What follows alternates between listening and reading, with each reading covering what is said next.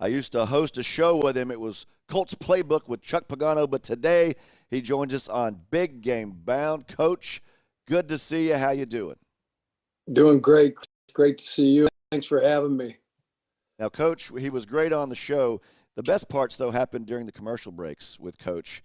He's got a great personality. I told him when he retired he should hit the stand-up circuit. Maybe he'll do that. But first, Coach, let's pick your brain. Obviously, you guys took down Tom Brady and company earlier this season. How do you get ready for a guy that's seen it all, done it all, and knows how to win big ball games? Certainly no easy task. And, we were fortunate. I think we got out of there in Chicago on that Thursday night with a 1-point victory and going against Tom, faced him a lot of times. He doesn't look any different today than he did. I remember going back to the AFC Championship game in 2011 when I was at Baltimore, and he looks the same. So the guy's seen it all. He's a great operator. He's doing a great job running that offense. They've done nothing but gotten better, since our game, since we played on that Thursday, and after the bye week, they've been on one heck of a roll, and it's mostly because of this guy, and they've kind of found a rhythm, found an offense, found the system, the scheme, that fits him, and BA's done a phenomenal job. Byron Leftwich, all those guys on offense there, Coach Clyde, working with Tom, but the guy's amazing. And like I said, you got to do one heck of a job of trying to disguise and move your guys around and do well on first and second down, try to get them in third and long, and then, hopefully get some pressure on him, and force him into some bad plays. But he's playing at a high level. Chuck, the mark of a coach who has left a legacy is one with a coaching tree. And one of the coaches off your coaching tree is Bruce Arians. How proud are you to see him in this position to get his team to a Super Bowl? Man, I'm thrilled to death. And it couldn't happen to a better guy. BA's done it the right way. He's done it the right way his entire career.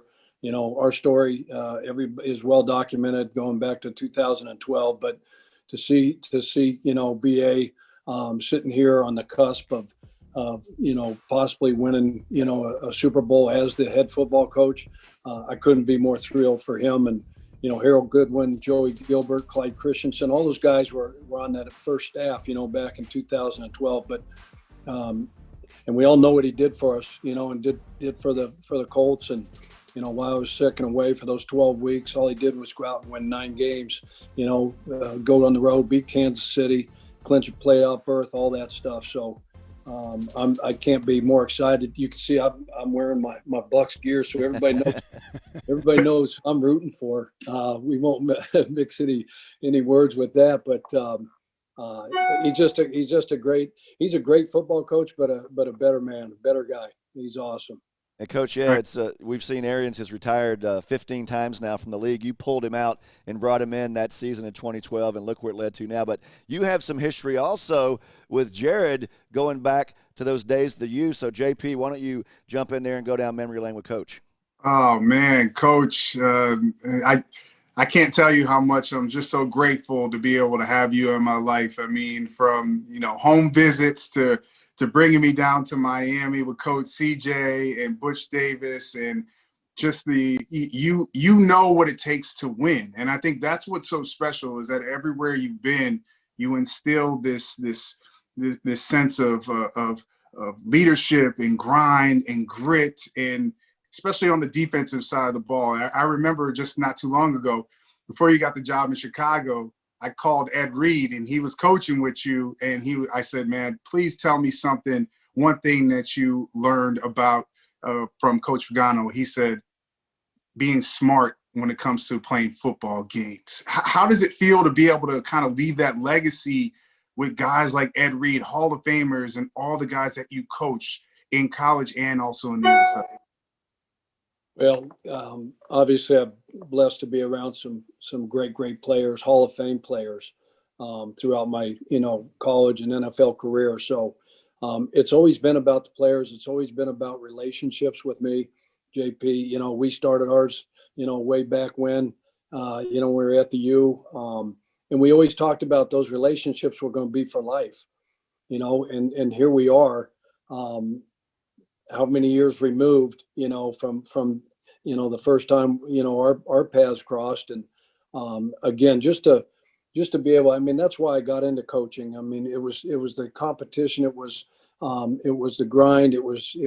But it was mostly about the players. It was about the relationships with the players and the coaches and all those things, and being able to, grow and learn from players, and then be able to help guys, both on and off the field, and prepare, for not only game day, but for real life stuff. So I'm truly blessed. I've had just an unbelievable journey and ride to this point, and I'm grateful for all the players, all the staff, everybody that, and no more grateful than my last 2 years in Chicago and being part of that Bears organization. The McCaskey family, and it's just amazing.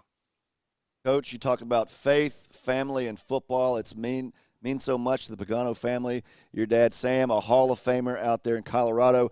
I know how much the game means to you, so I got to ask you, we made a joke about Bruce has retired 17 times and come back. You're a very youthful 60 years old now.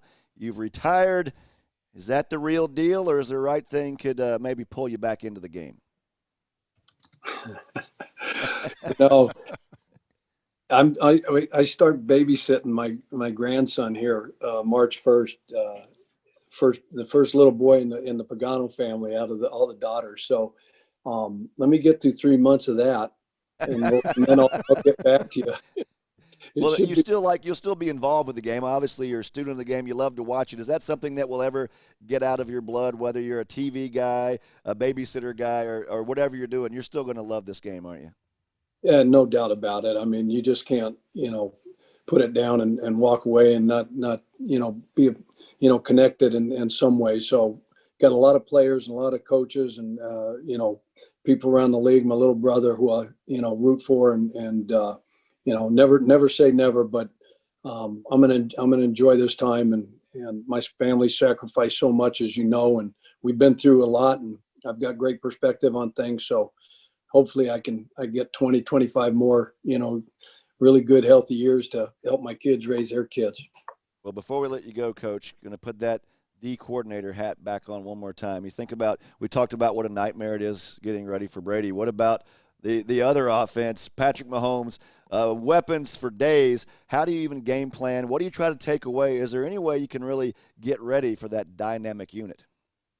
Yeah, again, that's a tall order and no easy task. And I go back to the first game, that Tampa and Kansas City played earlier in the year. And I know one thing, Coach Bowles is not going to allow, number 10 to wreck the game like he did a few weeks back. He had 200 yards in the first quarter alone, 269 total, 3 touchdowns, 13 catches. So we always identify who's the game wreckers, who we got to stop. And they've got a ton of them, but you got to start somewhere. And I think it starts with number 10 and then number 87. And you do the best you can to make sure that those two don't wreck the game. And then they've got pass rushers, they've got JPP, they got Sue, they got Vita Vea, they got Barrett. They've got guys that can put pressure on the quarterback, and get to Mahomes. And they're going to have to cover for not only 3, 4, 5 seconds, maybe 6, 7, 8, 9 seconds. It's going to be the extended plays, with this kid. He's a magician, back there. And it doesn't matter if he's moving to his right, if he's moving to his left, backwards, falling down, behind the back, between the legs. It doesn't matter. The guy is just a phenomenal talent and a great competitor. So I would start with saying, hey, look, we're going to, I don't know if they ever want to run the ball. Andy Reid, I don't know if Coach Reid's ever wanted to run the ball. He may hand it a couple times, but I'd keep 4 there. I'd keep 7 in coverage and make them run the ball and try to tend to those 2 guys first. And then if 17 gets me, he gets me. If 11 gets me, he gets me. If they gain a few yards on the ground, then so be it. But I'm not gonna let Tyreek and Travis wreck the game. This is JB Biunno here, Chuck Pagano. Great having you here on Big Game Bound. I wanted to get you a retirement present here in case you don't come back to the game of football, but a little bit of Photoshop work. I don't know if you've ever been to lovely Tampa here, but Sweet. you have to pack correctly, I think, is the big advice, right, you guys? Probably don't need a hoodie. On a normal basis, we've needed it a few times here on this trip. Coach knows how to dress casual, though. I'll tell you that. Thank God you don't have me in a tank top or a swimsuit top that I got. Alrighty.